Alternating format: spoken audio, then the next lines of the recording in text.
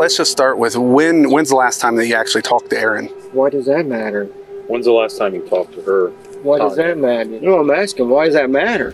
This is Brent Williams and his wife, Erin Mulcahy. To say their marriage is on the rocks would be something of an understatement. I didn't want to be with Brent because he started to hit me and I don't want to be hit anymore. When did he hit you last? I'm afraid to tell you. Only months after this encounter with law enforcement, the marriage of Brent Williams and Erin Mulcahy would come to a tragic end. Erin had been found dead. At first, it looked like a terrible accident, but as the investigation delved deeper, the cops realized their sleepy village of Waynesfield, Ohio, was about to experience its first homicide in almost 60 years. The investigation began on July 7th with a horrifying discovery. What's going on? I'm pretty sure she's been in there for 2 days, probably. Okay. In this apartment here? Yeah. Erin In the Mulcahy? shower, yeah. Okay. Brent and his dad was here the other day. Okay, but they In the haven't. evening, and she was in the shower then. Okay, I yeah. heard the water running, and I looked I under see. the floor, and water was running out. Running out. And so she's in here? Yes. Okay. Oh, yeah. Okay. Yeah, definitely. Rigor mortis has already set in. Okay, I'll have you guys step out here because I'm going to have to get some pictures and things like that. So she's in the shower. Rigor's set in. Last time anybody saw her was a few days ago. Still getting some additional information on all that. Brent was here, her ex-boyfriend or whatever was here a couple days ago. And What's your footprint on there? no, that might be one of the guys coming from one of the landlords. They were coming in and redoing the apartment next door. They heard water running. And when Brent was here, supposedly the other day, he said that he heard water running, but they said there was water all the way. It was flooded all the way out here. So, We're not even going to approach because it's right, right. Yeah, exactly. So, we'll preserve the scene for you. And okay. All right. Well, I appreciate that. footprints too, so my Right. footprints right there. Yeah, your footprints right here. I'm going to talk to these guys and make sure they came in and shut the water off, but they're the ones that found her, so I would presume that.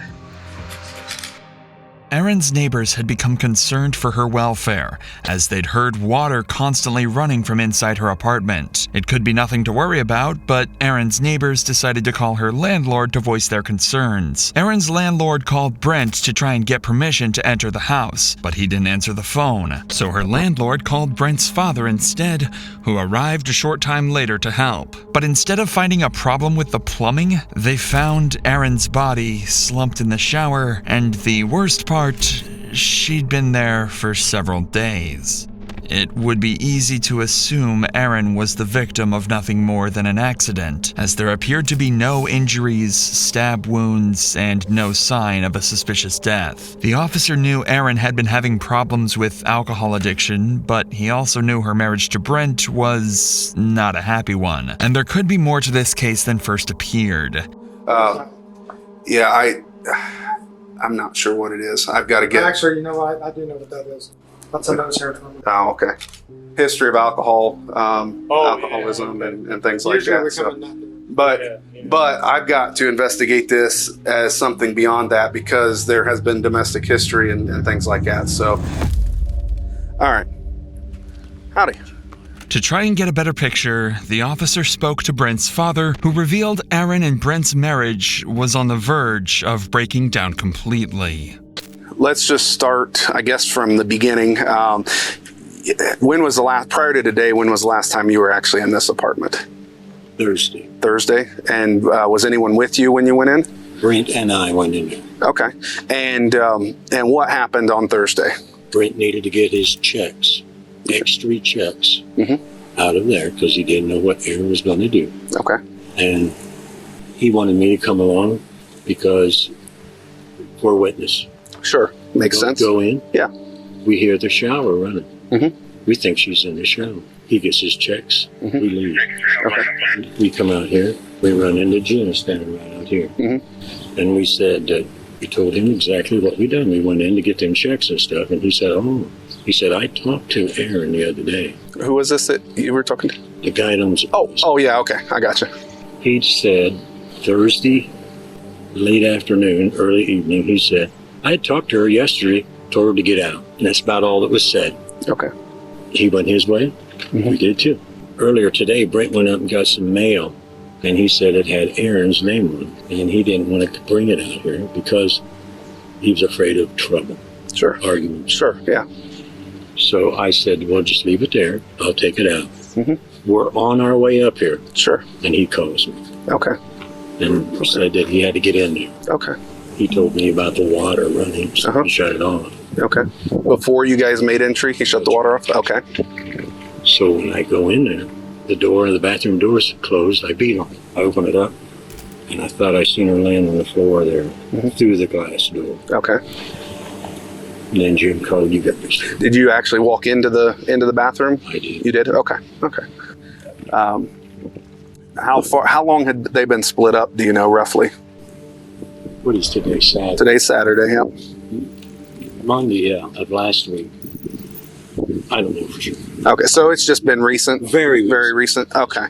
Brent's father also revealed he and Brent visited the house 2 days earlier, and even though they heard the shower running, they didn't physically see Erin, so they couldn't confirm if she was alive at the time. Erin's father had his own theories about what had happened, as he'd been dealing with her alcohol addiction and mental health problems for years. In fact, it came almost as no surprise that she had passed away at an early age. Victim's father. Okay.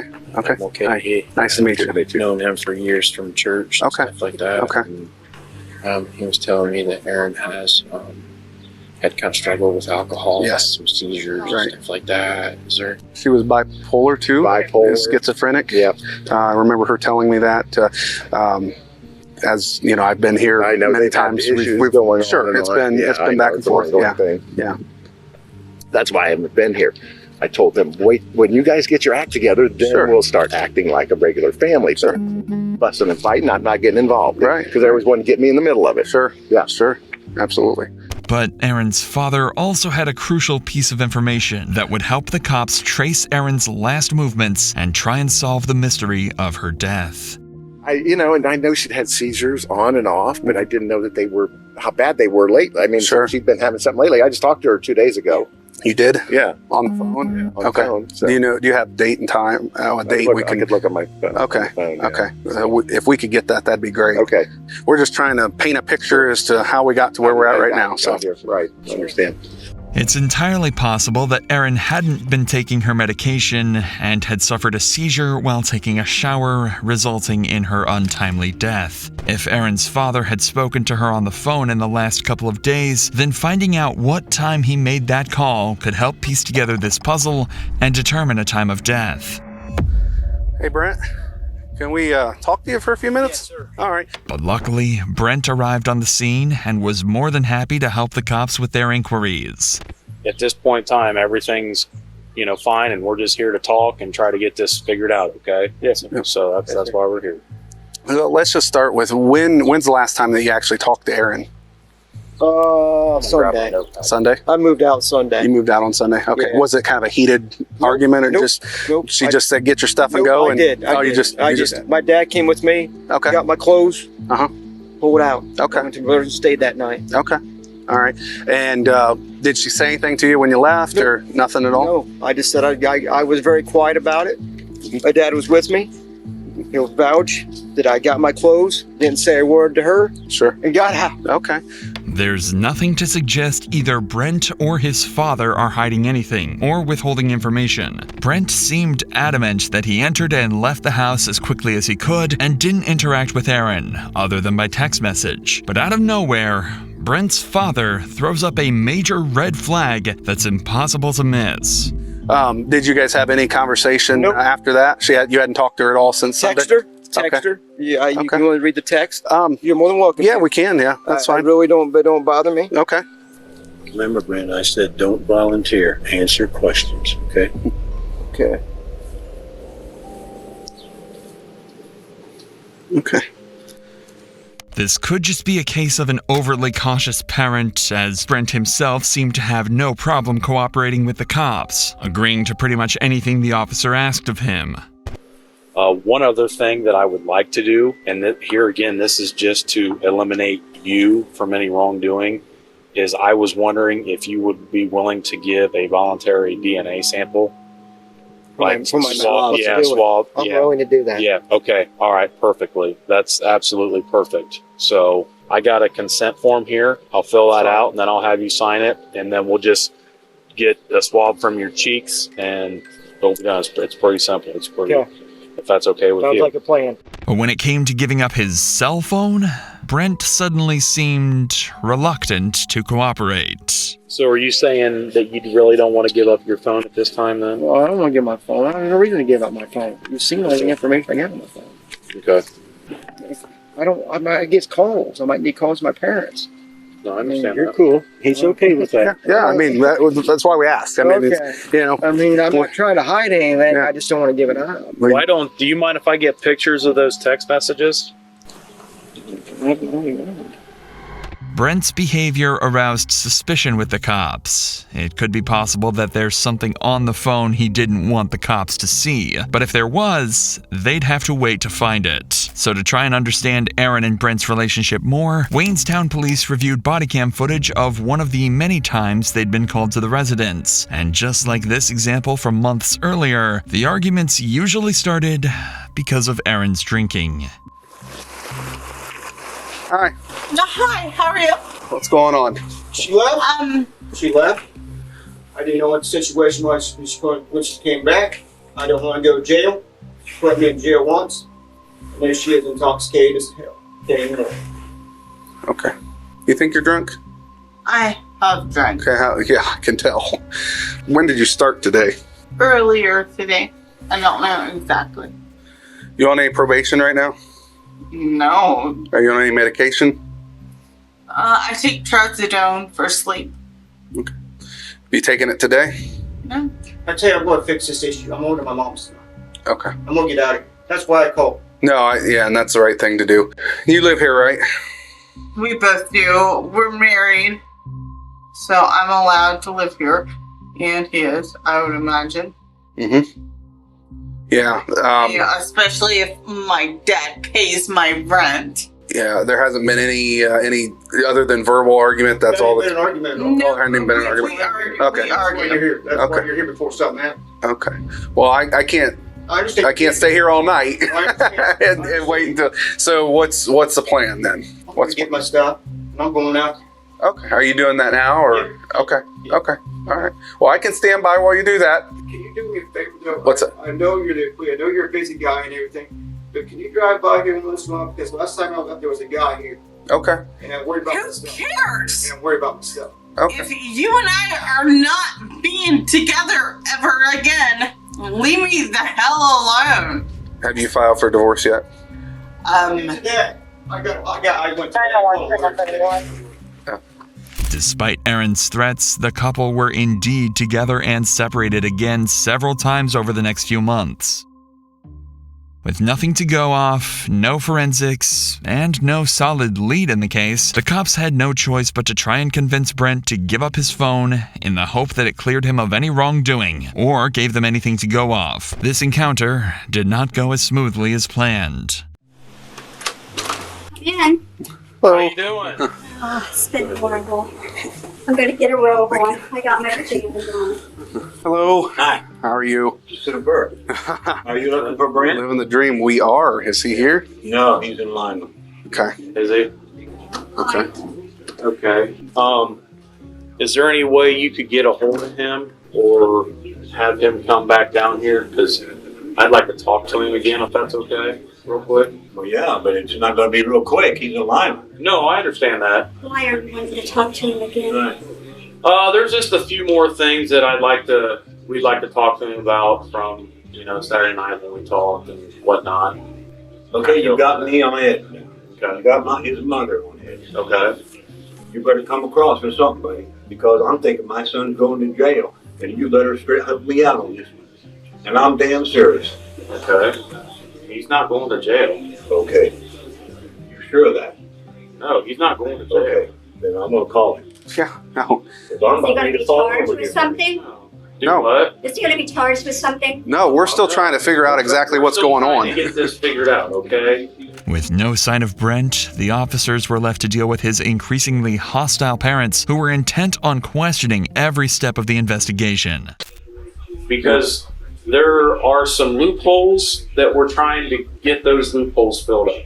That's what we're trying to do. Well, I'm about ready to pass out here. Okay. I am Because too. you're working me up. And I know you're not doing this and all this. How am I working you up, sir? Because my son is in on this and you're asking more questions about him. And she's Wouldn't you dead. be concerned about him? Right. You wouldn't be concerned about your son? Wouldn't you? We've been a mess.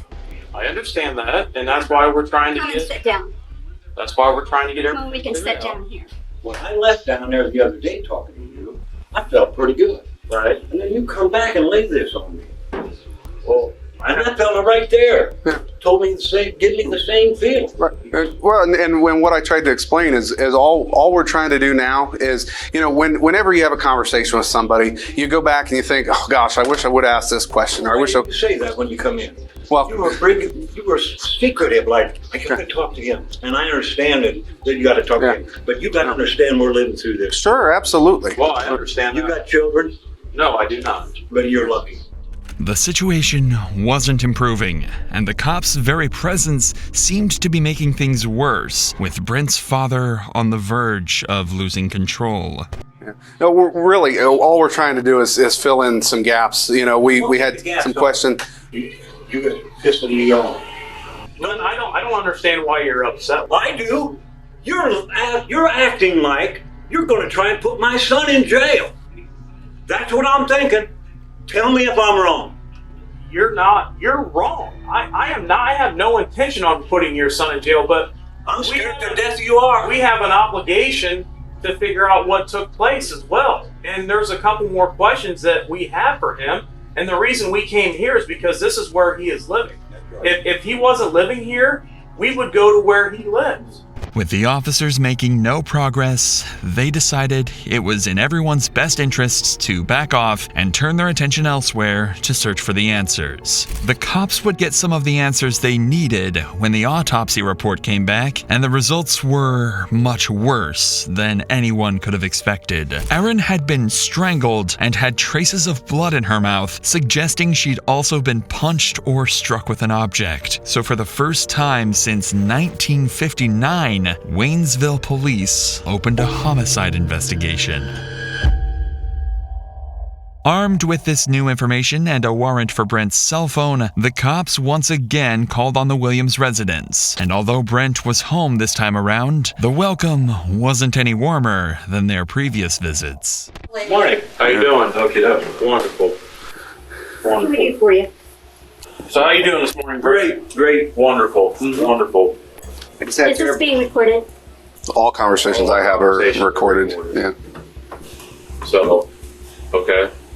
Why weren't we told that? Because It's not an obligation to let you guys. No, we're not keeping anything from you guys. Okay. We're getting legal counsel. Here is William Clue. Okay. I'm calling him today. okay, we don't. We've got his number. We don't need his Yeah, number. you didn't tell us. This is it. I'm done. You're scaring us. Yeah, you're scaring us. When I saw his phone, I knew. Actually, I was checking the time. Counsel, I was actually checking the time, but Legal So, counsel. I mean, no, that's fine. This is how we do everything. You should have told us. Okay.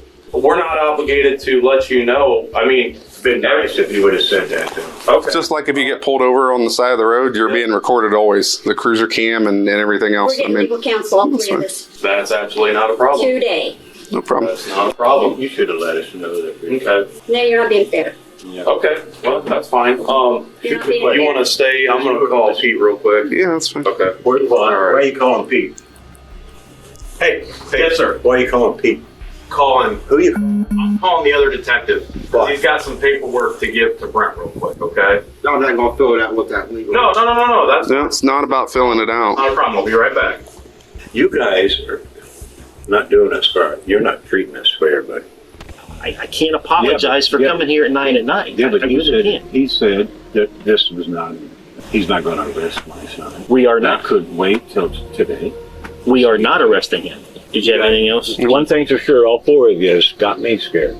All four of you. I'm scared. Like I said, I haven't slept. the only thing we're trying to do is trying to figure out and run every answer, question, anything down that we can to figure out what, because it's not right. My son's going through his wife's funeral, and you guys are putting a, taking his phone. What him of all people, at some point, I would hope, would say, you guys did everything you could. Well, I know it doesn't seem that way now. The thing is, we all know in our hearts why that lady died. Why did she die? Because she did alcohol. Despite the monumental effort to obtain Brent's cell phone, the search came up with nothing incriminating, or any suggestion he was going to kill or even harm Erin. So the cops focused their attention on Erin's phone, and the last time it was active. Turns out, Erin made a phone call on July 5th and then went quiet. Brent had also told police he had sent Erin a text message the very same night, but she never replied, and it started to look like that was the night she was killed. But it was when the cops spoke to one of Erin's friends that they realized they might have found a new suspect, a man named Jimmy. Erin had met Jimmy for an illicit encounter after she joined an online dating app behind her husband's back. I was wondering if you could help me out. I actually am coming to you for some help if you don't mind. Depends. Okay. Well, I'm going to give you a name.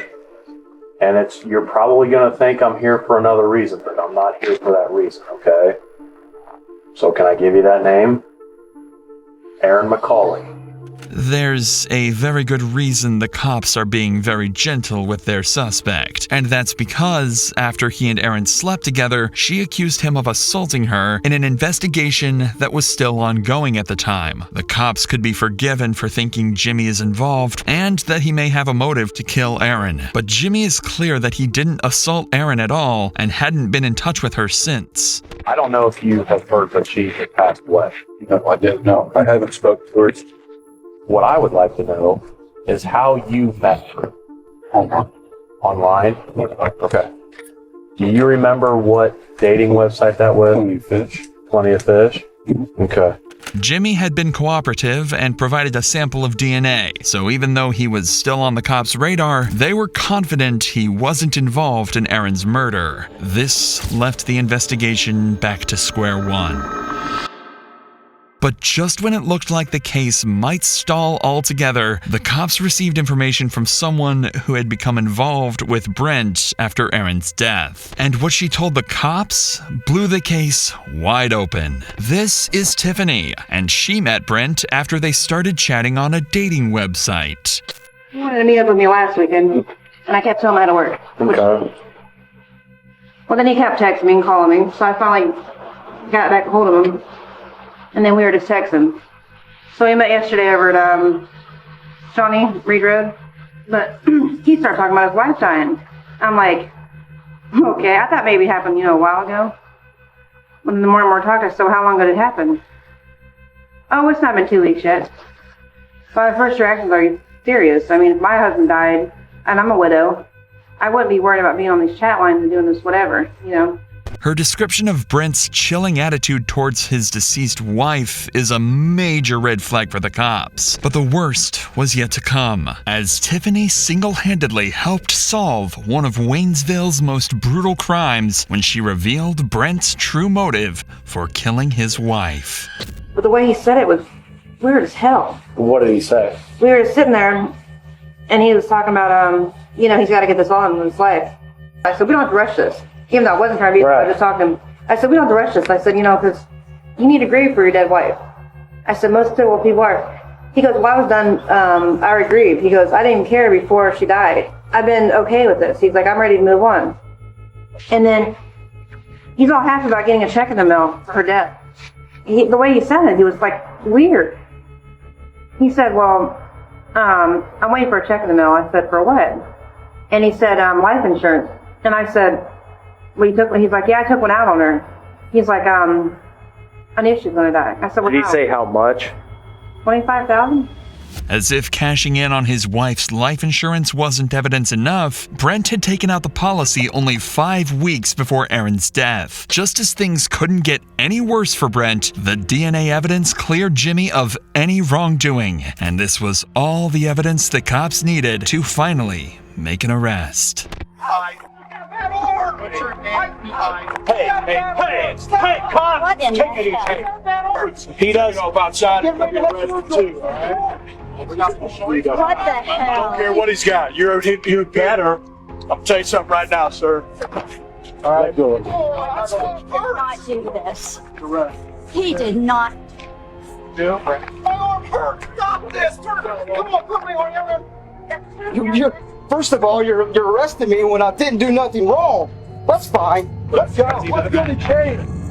Brent Williams was charged with Erin's murder, and his trial took place in the Auglaize County Common Pleas Court. He waived his right to a jury trial, leaving a judge to decide his fate. With the motive of a life insurance payout and DNA evidence, Brent Williams was found guilty of murdering Erin Mulcahy and sentenced to 15 years to life.